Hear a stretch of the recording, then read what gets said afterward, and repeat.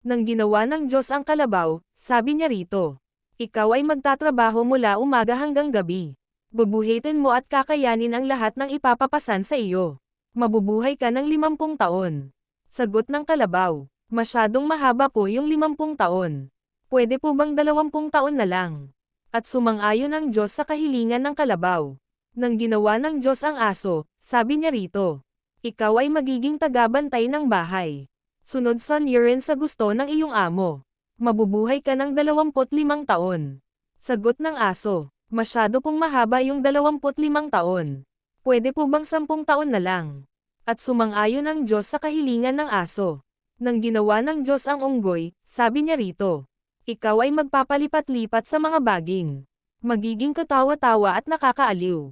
Mabubuhay ka ng 20 taon. Sagot ng unggoy, masyado pong mahaba yung 20 taon. Pwede po bang 10 taon na lang? At sumang-ayon ang Diyos sa kahilingan ng unggoy.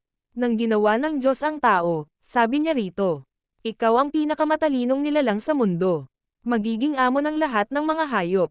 Dodominahin mo ang buong mundo. Mabubuhay ka ng 20 taon.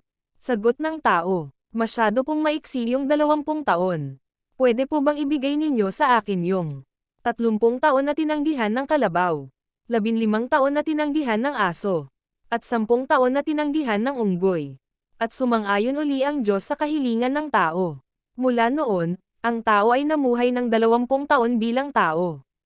Nang siya'y ikasal, siya ay namuhay ng 30 taon bilang kalabaw. Nagtatrabaho mula umaga hanggang gabi.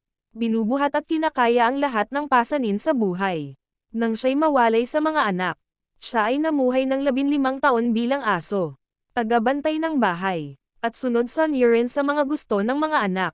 Nang siya'y matanda at retirado na, siya ay namuhay ng 10 taon bilang unggoy. Padalaw-dalaw at palaipat-lipat sa mga bahay ng mga anak. Nagiging katawa-tawa para aliwin ang mga apo.